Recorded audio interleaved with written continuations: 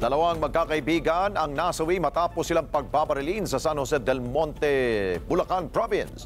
At ayon sa kampo ng mga biktima, abay nagmemerienda lamang yung dalawa nang bigla na lamang silang paulanan ng bala ng suspect. Report mula kay Jim Tejano.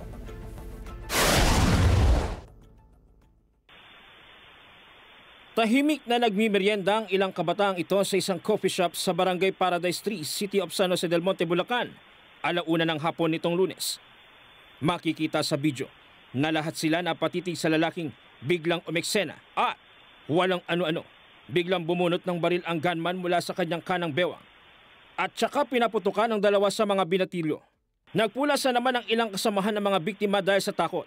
Dead on the spot ang criminology student na kinilalang si Ray Allen de Jose, 20 taong gulang, habang naisugod pa sa ospital ang 23 anyos na si Jerry Castillo, subalit idineklarang dead on arrival. Minsan sir, hindi ko napitik yung anak ko na yan.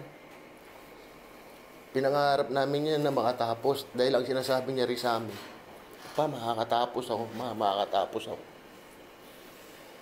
Ang hirap tanggapin na gano'n, di ba? Nagsasakripisyo kayong mga magulang para mabigyan mo ng magandang kinabukasan. Tapos bigla lang usgahan ng gano'n-gano'n lang nila.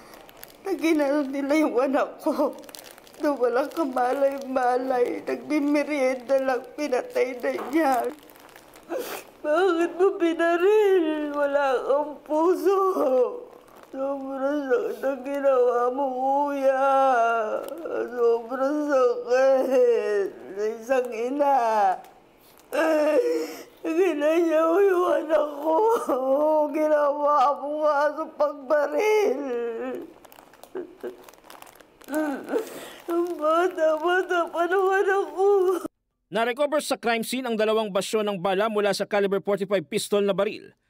Ayon sa San Jose del Monte Police, nagtamo ng tama ng bala sa ulo ang dalawang magkaibigang biktima na pawang mga criminology student. Isa sa mga iniimbestigahan ng otoridad kung nasangkot ang mga ito sa naunang rambulan na nasa pool ng CCTV bago mangyari ang karumal-dumal na krimen.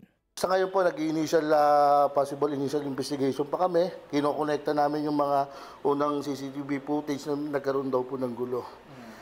Tinitingnan namin kung paano magiging connect yun sa bawat isa. Bagamat tukoy ng PNP ang pagkakakilanlan ng suspect, patuloy pa rin ang manhunt operation ng San Jose del Monte Police para sa agarang pagkakaaresto nito at posibleng masampahan ng kasong double murder. Jim Tejano, para sa mata ng Agila. Matatag, matapang, matapat.